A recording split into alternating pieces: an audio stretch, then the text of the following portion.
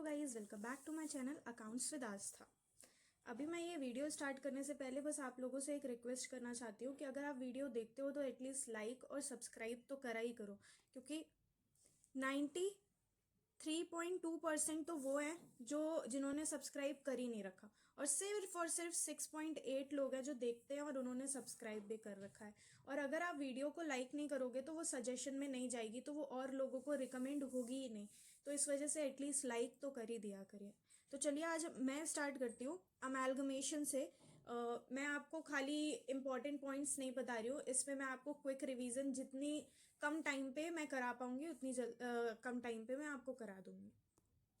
सबसे पहले मैं परचेज कंसिडरेशन के बारे में बात करती हूँ।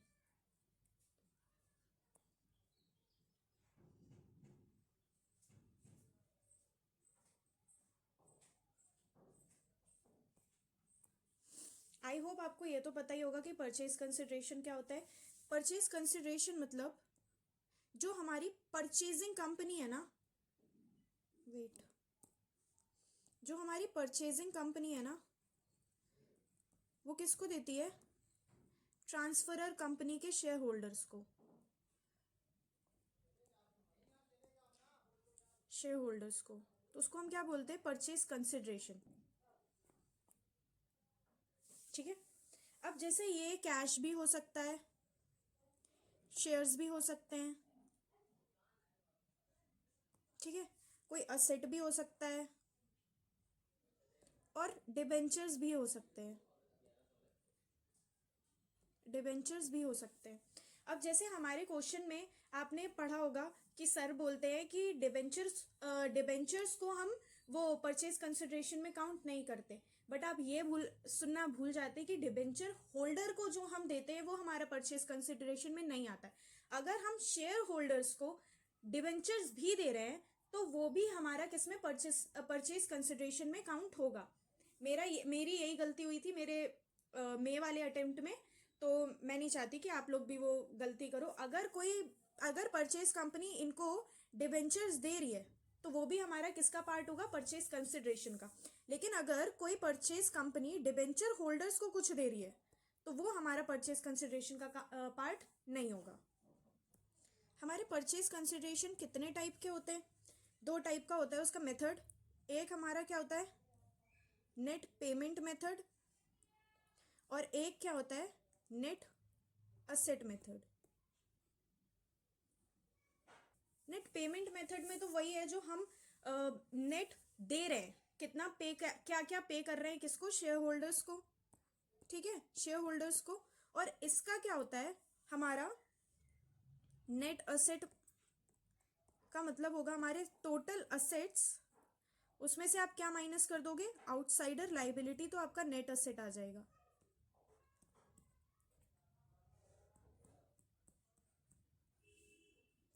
और इसमें हम किस में लेते हैं? एट टेकन ओवर वैल्यू में।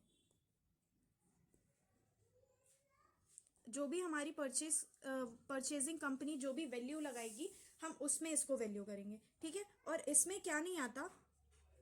बट एक्सक्लूड्स, क्या क्या एक्सक्लूड करता है?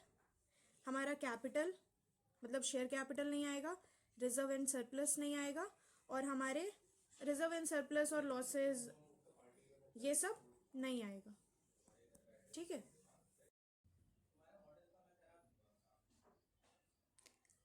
तो चलिए अब हम परचेज कंसिडरेशन का दो क्वेश्चन करेंगे, एक नेट पेमेंट मेथड का और एक नेट एसेट मेथड का। तो हमारा AS14 कंप्लीट हो जाएगा। AS14 is all about purchase consideration.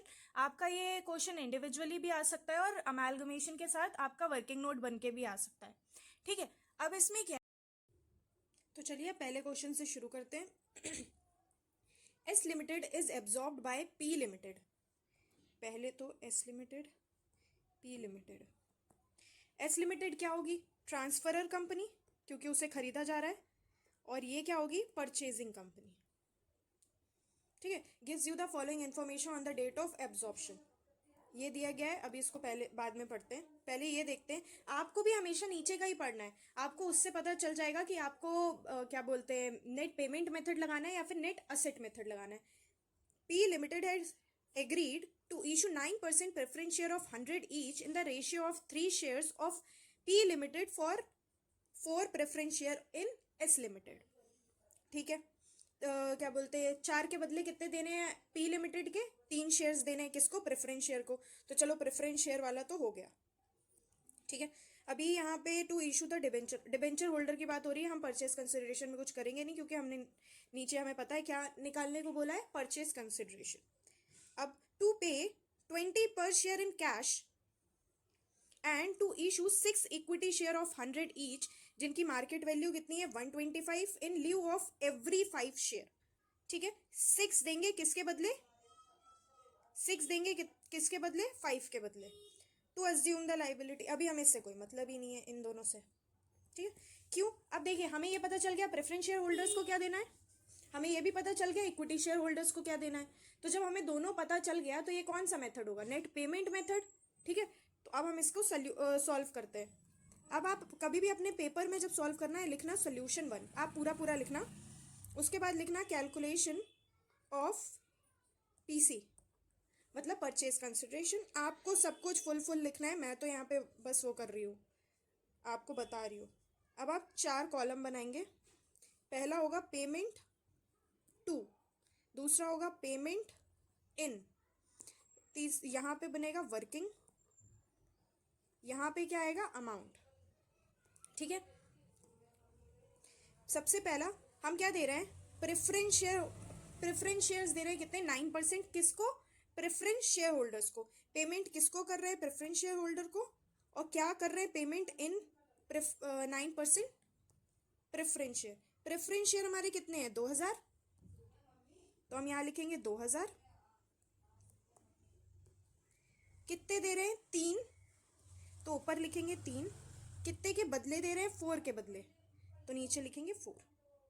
और कितने रुपए के हैं? 100 के. ठीक है, तो आप जब इसे सॉल्व करोगे तो आपका आएगा 1500. 9% प्रेफरेंस शेयर्स ऑफ 100 ईच. ठीक है, तो हमारा यहाँ पे कितना आ जाएगा? 1,50,000. अब दूसरा हमें पता है, अब जब प्रेफरेंस शेयर होल्डर हो गया है तो अब कौन बचा होगा? Equity share holder. ठीक है, सबसे पहले अभी हमने देखा था, हमने उनको क्या दिया है? कैश दिया है. ठीक है, कैश में कितना दिया है? 20 रुपीज़ दिए हैं फॉर एवरी शेयर्स कितने हैं? 5000. तो कैश कितना दिया है? 20 इंटू 5000,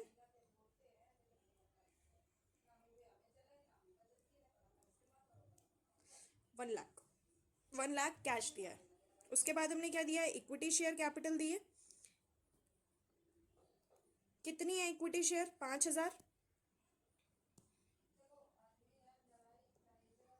कितने दिए? मुझे याद है 6 के बदले 5 के बदले 6 दिए हैं. 6 इक्विटी शेयर इशू किए किसके बदले? 5 के बदले. तो अब के बाद 6 आएगा और 5, और उनकी मार्केट वैल्यू क्या है? 125. अगर मार्केट वैल्यू नहीं दी गई है तो हम फेस वैल्यू को ही मानते हैं. अगर हमें मार्केट वैल्यू दी गई है तो हमें मार्केट वैल्यू से ही इंटू करना पड़ेगा.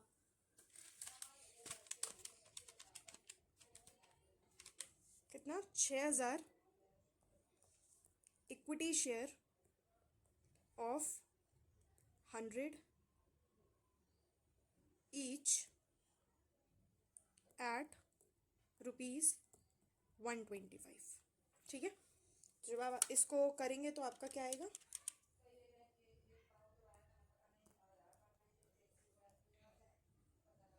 तो जब आप इसका टोटल करेंगे तो आपकी पीसी कितनी आ जाएगी? 10 लाख आएगी वैसे तो. हाँ जी, 10 लाख आ गई. ठीक है, आई होप अगर purchase consideration net payment method से आएगा तो आपको समझ में आ जाएगा कि कैसा होता है. अब मैं एक और क्वेश्चन लेके आई हूँ, वो किसके लिए? Net payment net asset method का है. मेरे हिसाब से जो सबसे टफ था मैंने वही उठाया है, क्योंकि मैं आपको इजी वाला नहीं कराना चाहती हूँ कि मैं 4 5 क्वेश्चन आपको कराऊँ. यहाँ पे उतना टाइम आपका भी वेस्ट होगा और मेरा भी. इसमें क्या है? The financial position of 2 companies, messrs Abhay limited and messrs Asha limited as on. ठीक है, ये उनकी क्या दे रखी है, हमें बैलेंस शीट दे रखी है, ठीक है। They decided to merge and form a new company messrs Abhilasha limited. Okay, इन्होंने अपनी दोनों को क्या किया, बंद कर दिया, और उन्होंने एक और कंपनी खोल दी, अभिलाषा लिमिटेड। ठीक है, तो ये क्या हो जाएगा, ये परचेजर हो जाएगी, वो दोनों क्या हो जाएंगी, ट्रांसफरर कंपनी हो जाएंगी। Goodwill to be valued at 2 years purchase of super profit. The normal rate of return is 10% of the combined share capital and general reserve. All other reserves are to be ignored for the purpose of goodwill. Average profit of Messrs Abhay इतना है, और Messrs आशा का कितना है, ये। Land and building, plant and machinery and inventory of both companies to be valued at 10% above cost, और provision हमें कितना बनाना पड़ेगा, 10% किस पे, सन्ड्री डेटर्स पे। Okay, 12% debentures to be redeemed by the issue of 12% preference share of messrs Abhilasha limited at a premium of 10%। ठीक है, sundry creditor to be taken over at book value पे ही लेंगे, और एक अनरिकॉर्डेड लाइबिलिटी भी हमारी कितनी थी, इतनी, किसकी, मेसर्स आशा की। बैंक बैलेंस कितना था, bank balance of the both companies to be taken over by Messrs Abhilasha Limited after deducting, ठीक है, in the ratio of इतना इतना। ओके, चलिए अब इसको धीमे धीमे सॉल्व करने की कोशिश करते। सबसे पहले हम इसमें क्या करेंगे, सोल्यूशन। ठीक है, वर्किंग नोट बनाते हैं, किसके लिए, calculation computation, whatever you want to write, calculation of goodwill. और गुडविल की कैलकुलेशन के लिए उन्होंने हमसे बोला क्या है, कि वो किस में होगा, हमारा जो भी सुपर प्रॉफिट होगा उससे purchase, number of year of purchases कितना दिया गया है, 2। ठीक है, अभी निकालते हैं।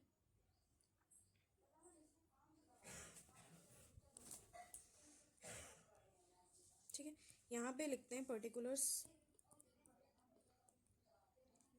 यहाँ पे 2 कंपनी थी, Abhay limited and second one was Asha limited. ठीक है, सबसे पहले हमें क्या गिवन है, एवरेज प्रॉफिट। मेरे को मतलब मैं आपसे उम्मीद करती हूँ कि आपको वो एवरेज सुपर प्रॉफिट का फॉर्मूला पता होगा, average profit minus normal profit. ठीक है, एवरेज प्रॉफिट तो हमें गिवन है,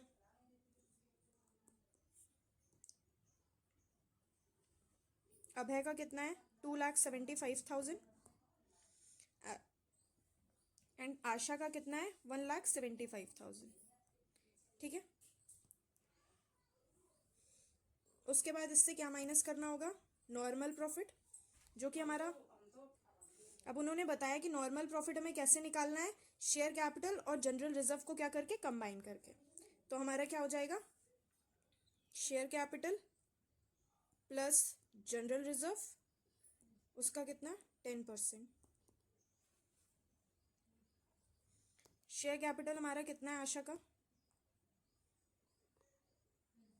अभय का 15 लाख है, और जनरल रिजर्व कितना है, 2.75 लाख।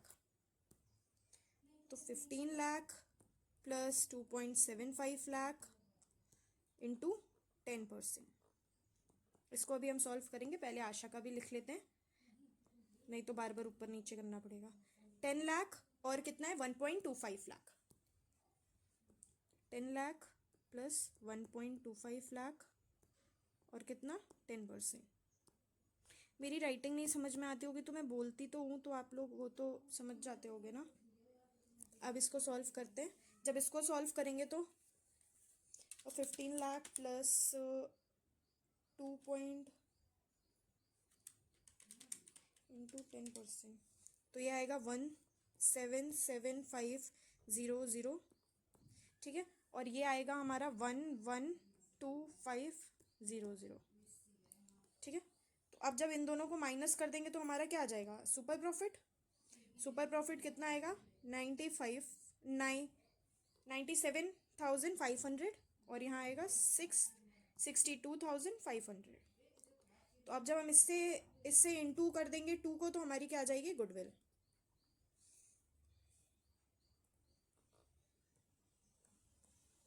और इसका 2 से इनटू करेंगे तो हमारा कितना आ जाएगा, अब हमें क्या करना है, हमसे पूछा क्या क्या है, compute the basis on which shares of messrs Abhilasha limited are to be issued to share holder of the existing company assuming that nominal value of shares of value per share of Abhilasha limited is 100 sorry, ठीक है। तो basically हमसे पूछा क्या इन्होंने, वही पूछा है परचेज कंसिडरेशन। अभी क्या हमें इसमें से कहीं पे भी इन्होंने बताया कि हम इक्विटी शेयर होल्डर को क्या दे रहे हैं या फिर हम प्रेफरेंस शेयर होल्डर्स को क्या दे रहे हैं, नहीं बताया ना। तो इसका मतलब ये कौन सा मेथड होगा, नेट असेट मेथड। तो चलिए हम निकालते हैं। अब हमें क्या निकालना है, परचेज कंसिडरेशन निकालना है। तो हमारी कौन कौन सी कंपनी है, एक अभय है और एक कौन सी है, आशा है। सबसे पहले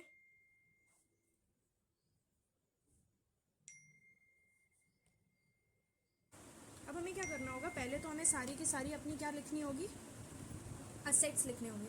सबसे पहले हम गुडविल ही लिख दें क्योंकि हमने गुडविल निकाल ली है। कितनी, 1,95,000।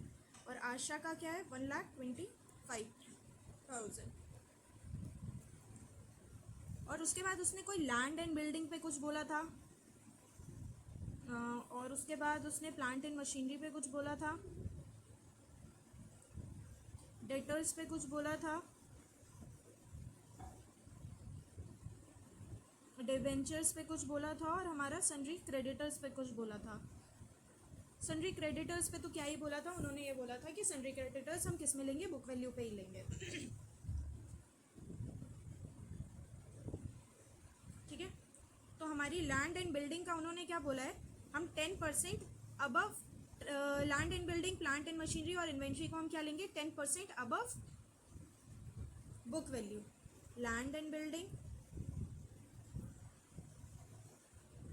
प्लांट एंड मशीनरी और क्या, इन्वेंट्री।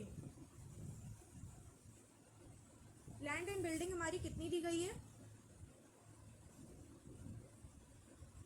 8,50,000। 8,50,000 में आप क्या कर दो, 10% ऐड कर दो, तो कितना आ जाएगा हमारा, 9,35,000।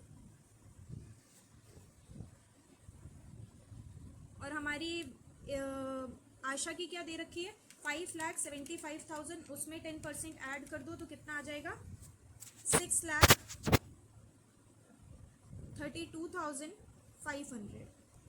प्लांट एंड मशीनरी कितनी की है, मैं यहाँ पे लिख नहीं रही हूँ, हाँ 10% वो करके, क्योंकि फिर मेरी जगह नहीं है इतनी, और मैं बोल रही हूँ तो आप लोग ये याद रखना। अब प्लांट एंड मशीनरी कितने की है, 3,45,000, उसमें 10% ऐड कर दो तो कितना आ जाएगा, 3,79,500। और उसकी कितने की है, 2,25,000, उसमें 10% ऐड कर दो तो कितना आ जाएगा हमारा, 2,47,500। हमारी इन्वेंट्री कितने की है, एक की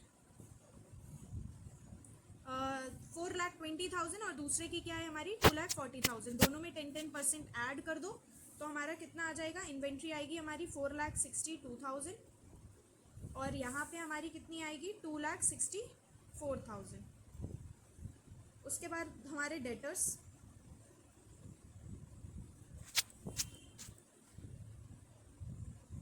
वही लिखेंगे, हाँ हम 3,05,000 और 2,85,000।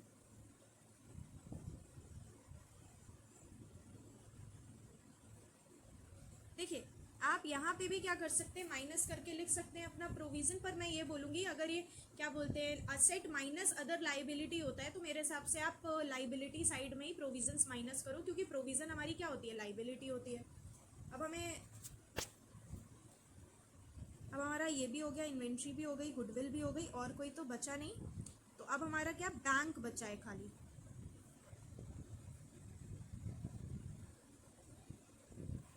बैंक कितना है हमारा, 1,80,000 और 45,000। हमारे ये कितने थे, 60,000 के।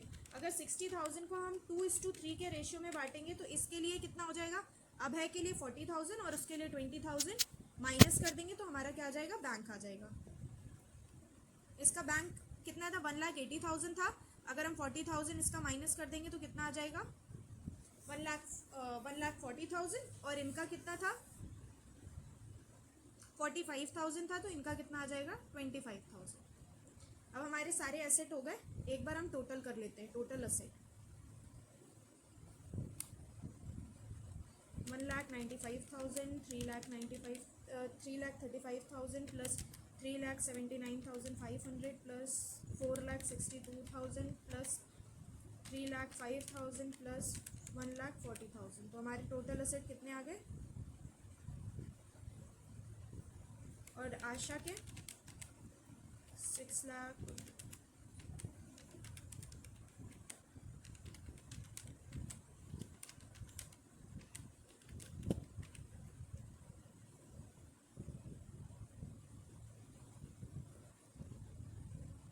ठीक है, ये हमारे टोटल एसेट आ गए। ज़रूरी नहीं है आप टोटल एसेट निकालो, आप डायरेक्टली करें वो लाइबिलिटीज़ भी माइनस कर सकते हो, पर मैंने निकाल दी है। अब सबसे पहला हमारा इसमें से क्या काम होगा, हम निकाल लें अपना प्रोविज़न फॉर डाउटफुल डेट। कितना, 10% बनाने को बोला था जी, 10% बनाने को बोला था। डेटर्स हमारे कितने हैं, इसमें बनेगा हमारा 30,500 और इसमें बनेगा 28,500। ठीक है, क्योंकि 10% बोला है। 30,500 और इसमें क्या बनेगा, 28,500। ठीक है, फिर उसके बाद हमारे क्रेडिटर्स उन्होंने बोले हैं कि हम उसे बुक वैल्यू पे ही लेंगे, तो हमारे कितने हैं, 55,000, 35,000।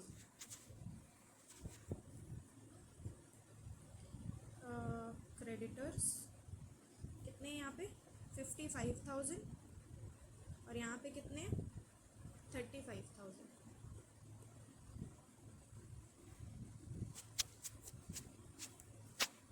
अब हमारा क्या था,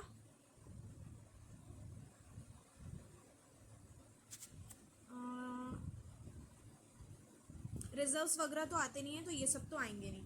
हमारी एक अनरिकॉर्डेड लाइबिलिटी भी थी 15,500 की, तो वो भी माइनस कर दें। लेकिन वो सिर्फ और सिर्फ किसकी थी, आशा की थी, अनरिकॉर्डेड लाइबिलिटी।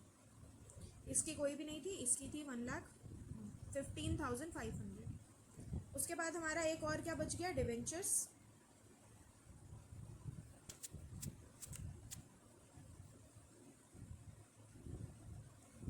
इसके तो है ही नहीं, अभय के हैं नहीं, इनके हैं कितने, 2,50,000।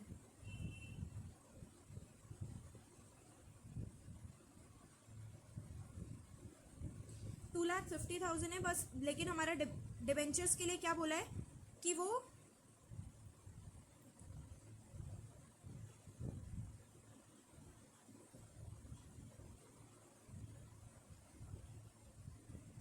ये कितने में रिडीम होंगे, तो अब इनकी वैल्यू कितनी हो गई है हमारी, 10% और प्रीमियम हमें पे करना है, तो हमारी वैल्यू कितनी हो जाएगी, 25,000। 2,50,000 तो है ही, उसमें 10% ऐड कर दो, तो अब हमारी इनकी कितनी वैल्यू हो गई है। अब बहुत से लोग बोलेंगे कि अभी तो आपने बोला था कि डिबेंचर्स को नहीं लेते हैं, लेकिन हमारे नेट असेट वाले मेथड में डिबेंचर्स तो आएंगे ना। अब हम इन्हें माइनस कर देंगे तो हमारा क्या आ जाएगा, परचेज कंसिडरेशन।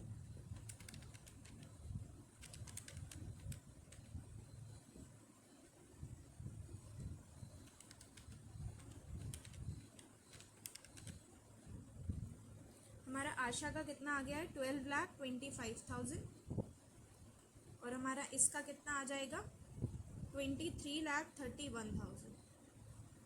ठीक है, लेकिन ना उन्होंने हमसे क्या पूछा है, उन्होंने हमसे शेयर्स में पूछा है कि हमें कितने शेयर्स देने होंगे। तो हम शेयर्स आराम से निकाल लेंगे, क्योंकि हमारी तो क्या बोला है उन्होंने, फेस वैल्यू ही दी है। ठीक है, तो वही हम क्या मानेंगे, वही हमारा इशू प्राइस है। तो issue price is equals to क्या हो जाएगा, face value is equals to 100। तो हम इसको क्या कर देंगे, 100 से डिवाइड कर देंगे, तो हमारे नंबर ऑफ शेयर्स आ जाएंगे। हो गया, ये कितना हो जाएगा,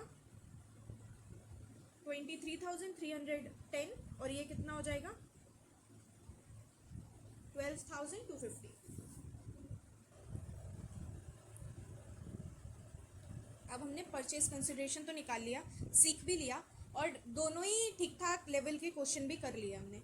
अब हमारा क्या होगा, अब हम आते हैं बुक्स ऑफ परचेजिंग कंपनी के। ठीक है, दो तरीके के होते हैं, एक नेचर ऑफ मर्जर होता है और एक क्या होता है, नेचर ऑफ परचेज। ठीक है, अब मैं आपको बताती हूँ नेचर ऑफ मर्जर के कंडीशंस क्या क्या होंगे।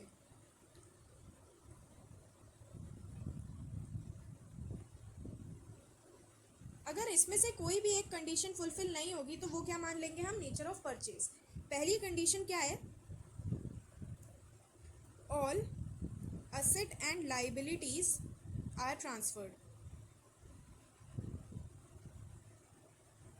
ठीक है, सारी की सारी असेट और लाइबिलिटी क्या होनी चाहिए, ट्रांसफर होने चाहिए। और हमारे all asset and liability are transferred at book value, मतलब कोई भी चेंज नहीं होना चाहिए। जैसे अभी ऊपर वाले में जो हमारा था ना कि बुक वैल्यू, वो land and building, plant and machinery और इन सब में क्या हो रहे थे, चेंज हो रहे थे, मतलब बुक वैल्यू के रेट पे हम नहीं ले रहे थे। इसका मतलब वो कौन सा वो था, परचेज के नेचर में था, क्योंकि मर्जर में तो हम बुक वैल्यू पे ही लेते हैं ना। थर्ड हमारा क्या हो जाएगा, purchase consideration is discharged by issue of equity share only to equity shareholder of transferor company। जो भी हमारे जो इक्विटी शेयर्स हैं, इक्विटी शेयर होल्डर्स है ना, उनको हमने सिर्फ और सिर्फ क्या देना होना चाहिए, इक्विटी शेयर्स दिए हो। जैसे अभी कैश दिया था तो वो हमारा क्या बन जाएगा, nature of purchase. Nature of merger में हम सिर्फ और सिर्फ इक्विटी शेयर होल्डर्स को क्या देते हैं, इक्विटी शेयर्स ही देते हैं as a purchase consideration. Fourth point हमारा क्या है, same business is to be carried on by purchasing company।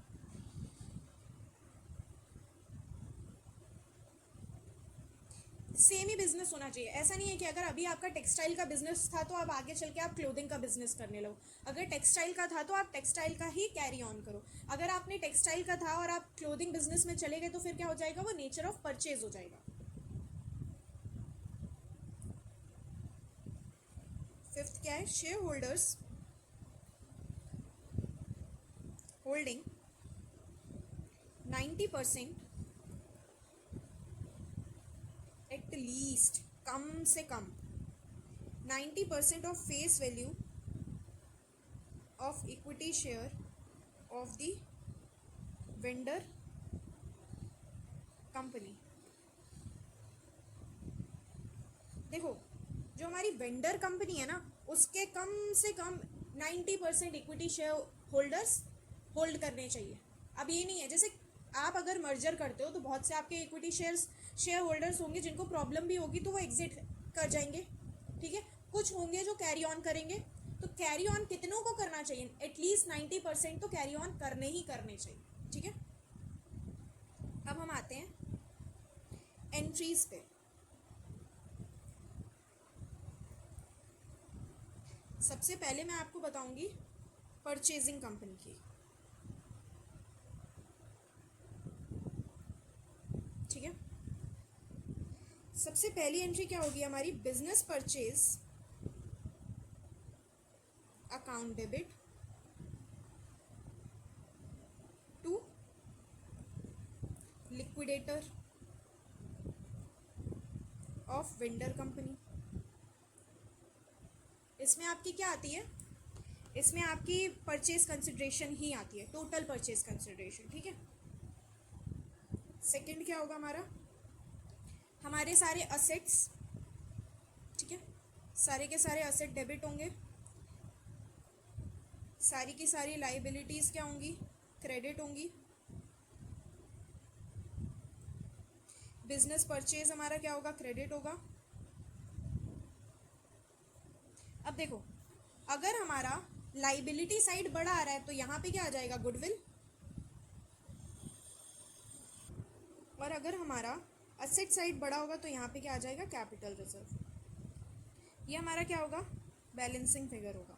और ये भी हमारा क्या होगा, बैलेंसिंग फिगर होगा।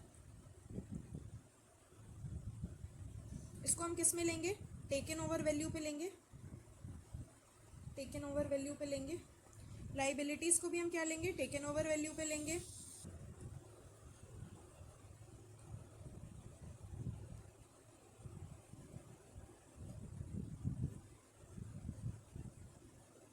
ये वाला है हाँ, परचेजिंग कंपनी के लिए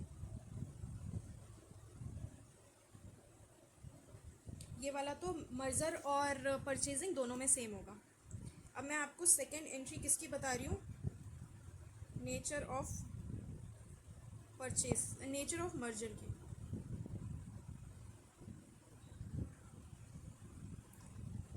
असेट्स तो आएंगे ही, असेट्स अकाउंट तो डेबिट होगा ही।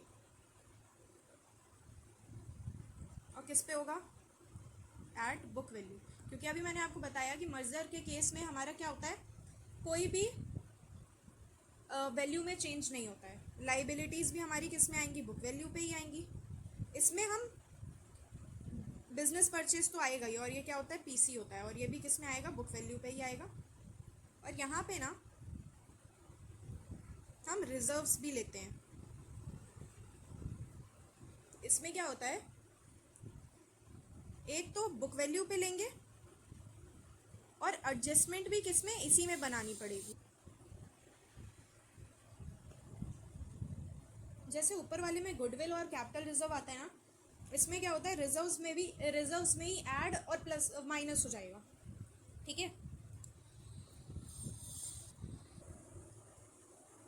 अब थर्ड एंट्री भी दोनों में क्या होगी, सेम ही होगी, ठीक है। क्या करेंगे, लिक्विडेटर ऑफ वेंडर कंपनी को क्या कर देंगे, अब डेबिट कर देंगे, क्योंकि अब हम उसे क्या कर रहे हैं, पैसे दे रहे हैं। देखो, अगर आपने कोई भी डिबेंचर इशू किया है तो आपने डिस्काउंट पे अगर किया है तो क्या हो जाएगा, discount on issue of debenture, क्योंकि ये आपका लॉस है, इस वजह से क्या हो जाएगा, डेबिट हो जाएगा।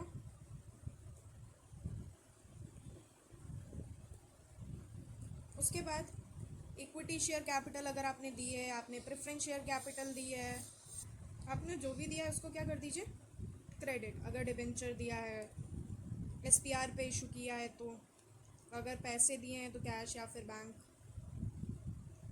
ठीक है। आपकी इसकी एंट्रीज तो इतनी होती है। अब अगर कोई एक्स्ट्रा एंट्रीज होंगी तो वो हमें अपने आप से पास करनी पड़ती हैं। इसकी एंट्री तो इतनी है, ठीक है। क्या होगा, सबसे पहले हम कहाँ से स्टार्ट करेंगे, सबसे पहले तो हम बिजनेस परचेज और लिक्विडेटर की एंट्री डालेंगे, उसके बाद हम ट्रांसफ़र की एंट्री डालेंगे, ठीक है। फिर उसके बाद हम किसकी, पेमेंट की एंट्री डालेंगे।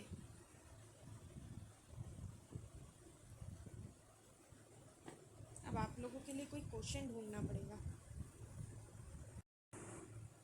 अब चलिए इस क्वेश्चन में आते हैं, देखते हैं ये क्वेश्चन क्या बोल रहा है।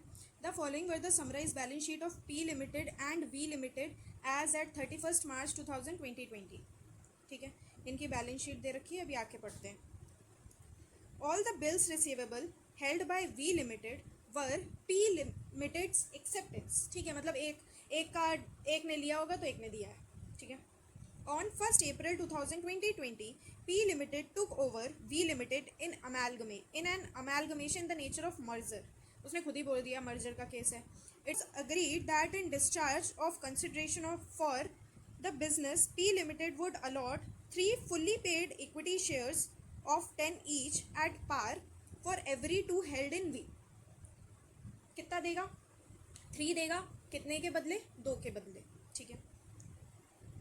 It was also agreed that 12% debenture in V Limited would be converted into 13% debentures in P Limited of the same amount and denomination, ठीक है।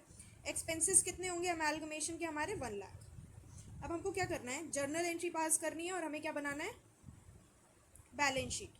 तो सबसे पहला हमारा क्या काम होगा कि हम वर्किंग नोट बना ले, क्योंकि हमें पीसी सबसे पहले ज़रूरी है, तो हम क्या बना लेते हैं, पीसी बना लेते हैं। वही सेम 4 कॉलम, क्योंकि उसने अब खुद बता दिया है कि हमें क्या पे करना है, तो हमें वो ज़रूरत नहीं होगी। ये नेट पेमेंट मेथड हो गया, क्योंकि उसने बता दिया उसने अपने शेयर होल्डर्स को क्या दिया है, payment to, payment in, working, और यहाँ पे क्या हो जाएगा, अमाउंट। उसने अपने किसको दिया है, इक्विटी शेयर होल्डर्स को दिया है। क्या दिया है, इक्विटी शेयर्स ही दिए।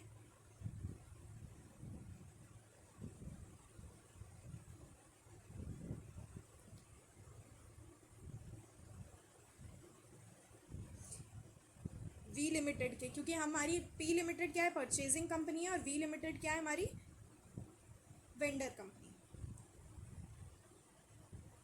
तो कितने हैं, 10 के ईच हैं, तो इसका मतलब हमारे शेयर्स कितने होंगे, 600, और 3 के 2 के बदले 3 मिल रहे थे, तो 3 मिल रहे थे किसके बदले, 2 के बदले। और कितने पे, उसने बोला वो फेस वैल्यू पे ही दे रहा है, तो कितना हो जाएगा, 9 लाख शेयर्स दे रहे हैं, इक्विटी शेयर्स कितने के, ऑफ 10 ईच। तो हमारी परचेज कंसिडरेशन क्या बन जाएगी, 9000 लाख। हमारी परचेज कंसिडरेशन तो निकल आई, और उन्होंने खुद बता दिया है मर्जर का केस है, तो अब हमें क्या करनी होगी, in the books of P limited क्या पास करनी है, हमें जर्नल पास करनी है।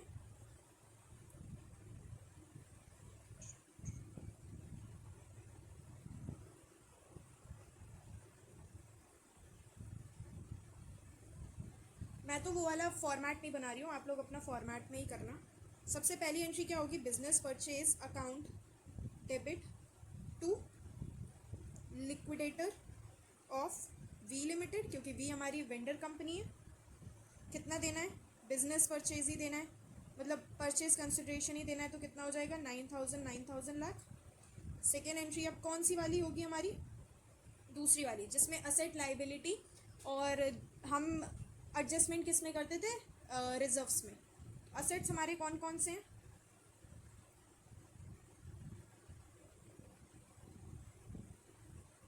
Land and building, plant and machinery, furniture, stock, ठीक है, और क्या है, 5, ठीक है। हमारी क्या है, एक तो सबसे पहले प्लांट एंड मशीनरी, क्योंकि वी लिमिटेड की क्या है, लैंड एंड बिल्डिंग है ही नहीं। प्लांट एंड मशीनरी कितने की, 5000। हमारा फर्नीचर हो गया, फिर फर्नीचर कितने का था, 1750 का। फिर हमारा स्टॉक,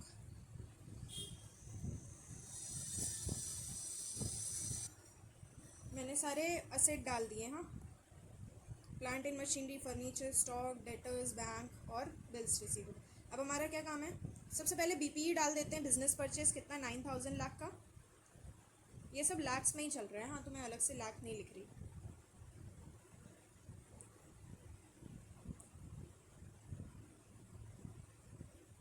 उसके बाद हमारी लाइबिलिटीज़, हमारी लाइबिलिटी में क्या क्या है, डिबेंचर हैं, बिल्स पेबल, सन्ड्री क्रेडिटर और सन्ड्री प्रोविजंस हैं, जिसमें से बिल पेबल इसका है ही नहीं, 1463 और 702, ठीक है।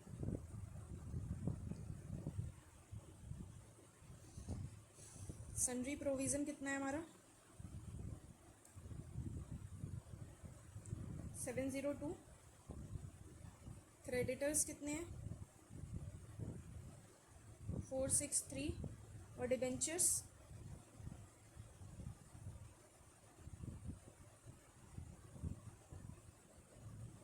1000, क्योंकि उन्होंने बोला है सेम अमाउंट के ही हैं, और वैसे भी अगर इसमें कोई भी चेंज हो जाता तो इसका मतलब क्या हो जाता, वो परचेज का केस बन जाता।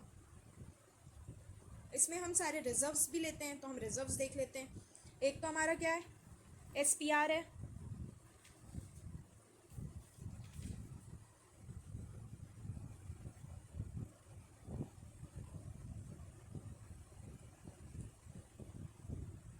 एसपीआर इसका है ही नहीं, जनरल रिजर्व है, पीएनडल है, और ये कोई फॉरेन रिजर्व वाला है, ठीक है, तो हमारे सारे ही जाएंगे।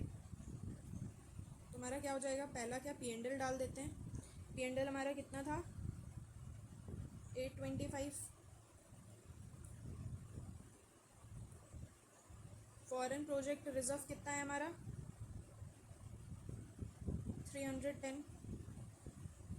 और जनरल रिजर्व को ना आप यहीं ब्रैकेट में ही लिख दो, क्योंकि अभी हमें उससे एडजस्टमेंट करनी पड़ेगी। हमने सब कुछ कर दिया, लाइबिलिटीज सारी डाल दी और हमने बिजनेस परचेज डाल दिया। ठीक है, अब दोनों साइड ऐड करो।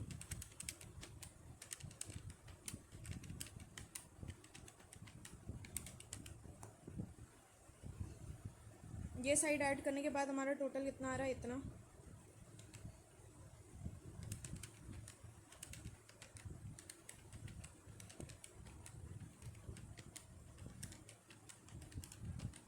और ये साइड ऐड करने के बाद हमारा टोटल ये साइड ऐड करने के बाद हमारा टोटल कितना आ रहा है,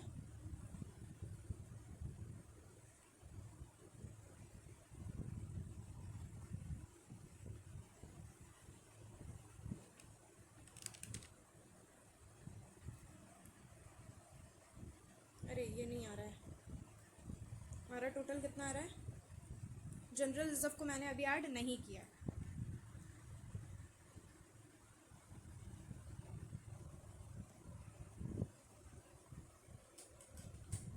और ये साइड को ऐड करके हमारा कितना आ रहा है,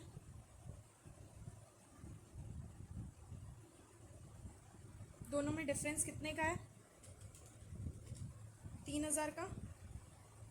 हमें ये साइड 3000 से कम करनी है ना क्रेडिट साइड, तो हम क्या कर देंगे, माइनस कर देंगे। तुम्हारा रिजर्व कितना बच जाएगा, ये तो हमारी ये एंट्री होती है इसमें। अभी ऐसे ही जैसे हमारा ये यहाँ होता यहाँ पे, और वहाँ का 12,500 यहाँ पे होता, तो हम क्या कर देते, 3000 ऐड कर देते। अब थर्ड एंट्री हमारी क्या होगी, लिक्विडेटर ऑफ वी लिमिटेड 9000। उनको हमने क्या दिया, इक्विटी शेयर कैपिटल दिया है, कितने का, 9000 का ही। ना प्रीमियम है और ना डिस्काउंट, वैसे भी शेयर्स तो डिस्काउंट पे इशू होते ही नहीं है, तो प्रीमियम भी नहीं है, तो हमारा सीधा सीधा इसी में चला जाएगा। दूसरा हमने क्या बोला है, एक हमारा और क्वेश्चन में दिया गया था कि हमारे जो डिबेंचर्स है ना 12%, उनको हमने कितने कर दिए हैं, 13% के कर दिए हैं, तो उसकी एंट्री डलेगी। 12% वालों को कैंसिल करना पड़ेगा, तो जब लाइबिलिटी कैंसिल होती है तो वो क्या होती है, डेबिट ऑफ वी लिमिटेड। उनको आप कितने इशू करेंगे, किसके इशू करेंगे, 13% ऑफ पी लिमिटेड। 13% कितने के, वही सेम डिनोमिनेशन है, सेम अमाउंट है, तो क्या होगा, 1000 ही होगा। और दूसरा अब हमने क्या किया है, एक्सपेंसेस भी किए हैं ना, कितने के किए हैं, 1 लाख के। तो हम उसको किससे कर देते हैं, P&L से, P&L में डाल देते हैं अपने एक्सपेंसेस को, हम तो P&L में ही डालते हैं ना, P&L में डाल देते हैं। कितने के, 1 लाख के। अब मेरे से किसी ने बोला था कि उनको ना वो एंट्री तो पास कर लेते हैं, पर उनको ना वो बनाने में प्रॉब्लम आती है, बैलेंस शीट। तो मैं आज बना के दिखाती हूँ कैसे बनाते हैं।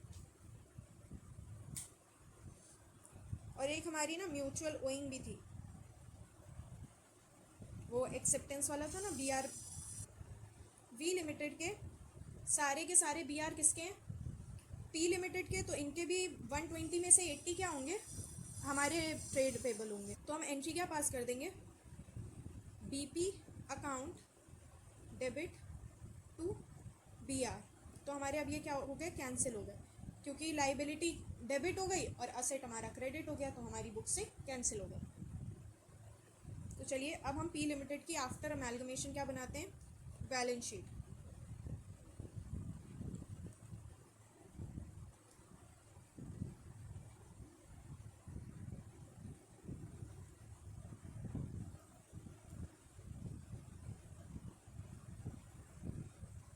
तो इधर क्या आ जाएगा हमारा पर्टिकुलर्स, इधर क्या आ जाएगा नोट नंबर, इधर आ जाएगा हमारा अमाउंट। सबसे पहले हम क्या करते हैं, एक इसका फॉर्मेट तैयार कर देते हैं। सबसे पहले क्या होगा, इक्विटी एंड लाइबिलिटी, उसके अंदर हमारा क्या आता है, शेयर होल्डर्स फंड, ठीक है। उसके उसके अंदर क्या आता है, शेयर कैपिटल, उसके अंदर क्या आता है, रिजर्व एंड सरप्लस। अभी हमने देखा हमारी नॉन करेंट लाइबिलिटी भी थी। नॉन करेंट लाइबिलिटी में हमारा क्या था, सिर्फ और सिर्फ लॉन्ग टर्म बोरोइंग थी, जो कि क्या था हमारा, डिबेंचर्स। थर्ड में क्या आ जाएगा, करेंट लाइबिलिटी। करेंट लाइबिलिटी में अभी हमारा क्या बचा था, ट्रेड पेबल बचा था, और हमारा कोई शॉर्ट टर्म प्रोविज़न भी था, शॉर्ट टर्म प्रोविज़न भी था। तो अब हमारा यहाँ पे देखते हैं क्या सारे वो साइड ख़त्म हो गया हमारा लाइबिलिटी का। हाँ, ख़त्म हो गया। तो हम यहाँ पे टोटल लिख देते हैं। अब हम कौन सा साइड में आ जाएंगे, असेट साइड। असेट साइड में सबसे पहला हमारा क्या होता है, non current asset. Non current asset के अंदर हमारा क्या आएगा, पीपी एंड इंटेंजिबल असेट। अभी हमने इसमें कोई अपना इंटेंजिबल असेट तो देखा नहीं, तो सिर्फ और सिर्फ क्या आएगा, पीपी आएगा। ठीक है, फिर क्या है, करेंट असेट है। करेंट असेट में क्या होगा, एक तो हमारा क्या आया था, इन्वेंट्री था, दूसरा हमारा ट्रेड रिसीवेबल, और हमारा क्या था, कैश एंड कैश इक्विवेलेंट। इसके अलावा तो कुछ था नहीं। तो हमारा टोटल आ गया ये साइड भी। अब हमारा पूरा फॉर्मेट बन चुका है। ठीक है, अब देखिए कोई चीज़ होगी, शायद कोई चीज़ इसमें अवेलेबल नहीं होगी, कोई चीज़ होगी एक्स्ट्रा होगी, तो मैं तो कर सकती हूँ। आप लोग भी पहले ना पूरा फॉर्मेट बना लेना, उसके बाद जाके आप नोट्स टू अकाउंट में जंप करना। सबसे पहले अब हम किस में आते हैं, नोट्स टू अकाउंट में आते हैं।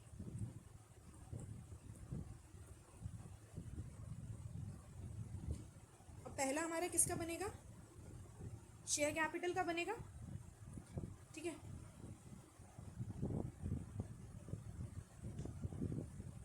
हमारी शेयर कैपिटल ऑलरेडी इनकी कितनी है, 1500, जिसमें से हमने कितनी, और हमने कितनी इशू कर दी है, 900 लाख। और तो हमने कुछ किया नहीं है, ना कोई प्रेफरेंस शेयर है ना कुछ है। तो फिर हमारा क्या हो जाएगा, पहले थी 1500, अब 900 और हो गई, तो हमारे कितने हो गए, 2400 lakh equity share of 10 each. तो हमारा अमाउंट कितना आ जाएगा, लाख। ठीक है, अब आपको नीचे ये लिखना ज़रूरी है, out of above 900 lakh equity shares are issued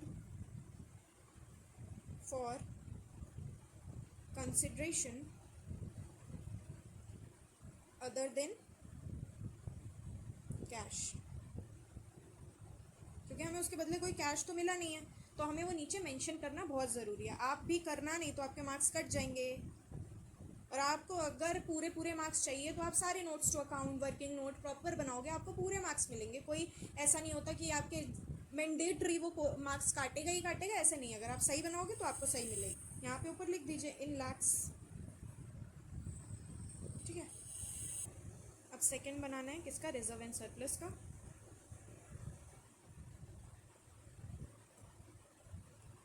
reserve and surplus में हमारा क्या क्या था,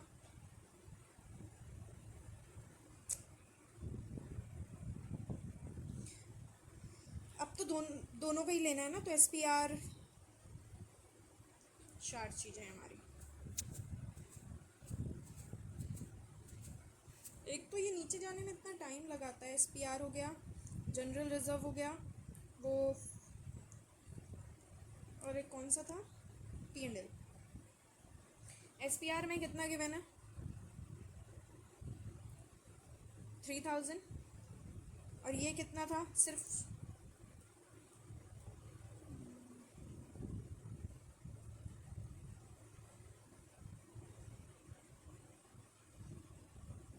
इनका ही था, दूसरे का था ही नहीं। अब जब हम उन्हें अपनी बुक्स में ले ही आए हैं तो हम अपनी बुक्स में ऐड भी तो करेंगे।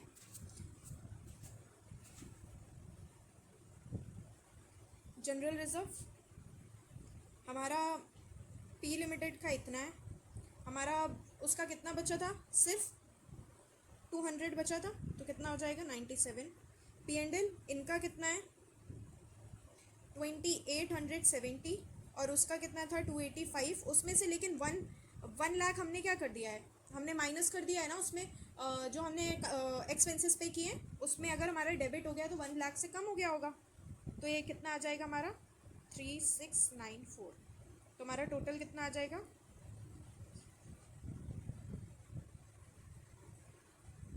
16704। अब लॉन्ग टर्म लाइबिलिटी में क्या होगा, हमारा क्या है लॉन्ग टर्म बोरोइंग में सिर्फ और सिर्फ 13% के क्या हैं डिवेंचर्स, वो भी कितने के 1000 के।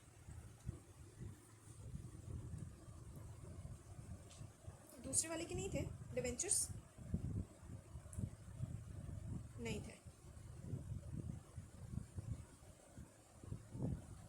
हमारा कितना हो जाएगा 1000। ट्रेड पेबल,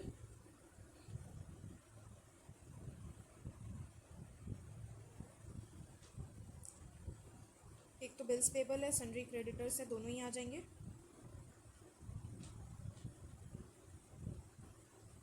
और इनका भी है, ठीक है।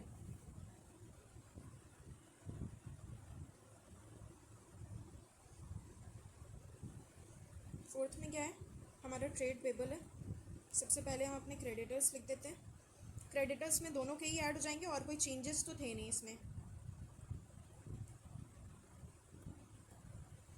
बिल्स पेबल का क्या हो जाएगा, इनके 120 तो हैं लेकिन उसमें से कितने माइनस हो जाएंगे क्योंकि वो इंटरओइंग था,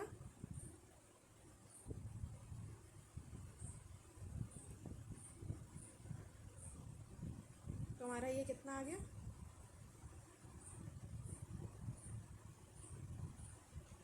1583। शॉर्ट टर्म प्रोविज़न में हमारा क्या था, अब मैं वो ना बनाऊं, आप लोग बनाना, लेकिन पेपर में क्या बोलते हैं वर्किंग वो नोट्स टू अकाउंट, मैं ऐसे ही यहाँ पे ऐड करके लिख दे रही हूँ क्योंकि उसमें और कोई एडजस्टमेंट तो थी नहीं हमारी। 1830 और 702, 1830 और 702, तो इसको ऐड करेंगे तो कितना आ जाएगा। आपको सारे ही वो बनाने हैं, क्या बोलते हैं वहाँ पे नोट्स टू अकाउंट, आपको एक ही क्वेश्चन करना होता है, प्लीज़ उसमें भी कंजूसी मत करना, जितना लिख सकते हो उतना लिखना। तो हम जब इसका टोटल करेंगे तो हमारा कितना आ जाएगा। अब हम आते हैं पीपीई में।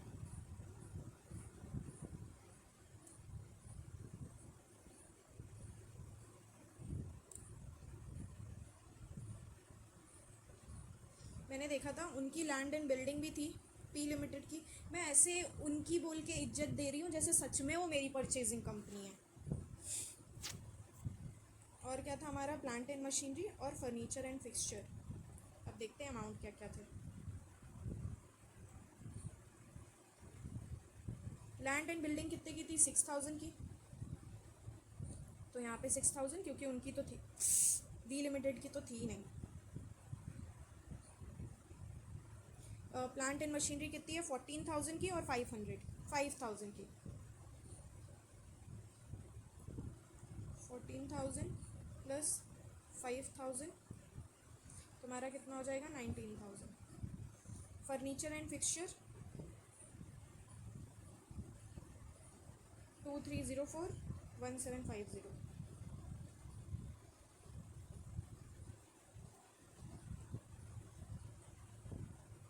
जब इसको ऐड करोगे तो कितना आ जाएगा, और इसका टोटल कितना होगा।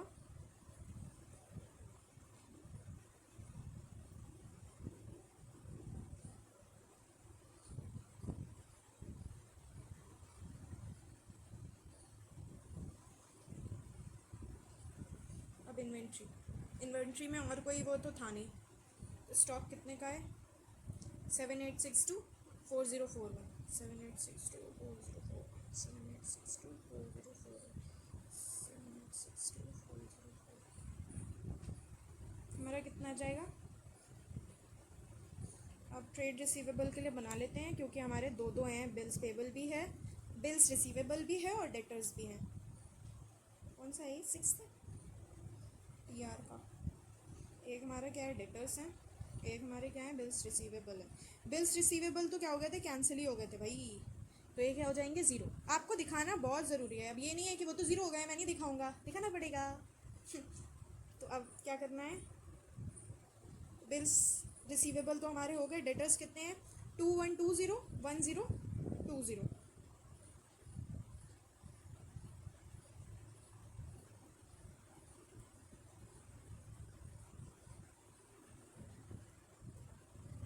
तो हमारा ये टोटल तो 3140 ही आएगा। अब हमारा कैश एंड कैश इक्विवेलेंट अभी बना लेते हैं, फिर उसके बाद सीधा डायरेक्टली ऊपर लिखेंगे। हमारे पास क्या था, खाली बैंक ही दिया था मेरे हिसाब से। कैश एट बैंक दिया था 1114 और 609। बैंक में दे रखा था कितना 1114 और 609, और 1 लाख हमने पे भी किया है, तो हमारा कितना बचेगा। अब हम ये दोनों को ऊपर लिख देंगे। ट्रेड रिसीवेबल हमारे कितने थे 3040, और ये हमारे कितने हैं 1722। तो हमारा टोटल कितना आ जाएगा, मैच हो गई, बल्ले बल्ले ओ बल्ले बल्ले ओ बल्ले बल्ले।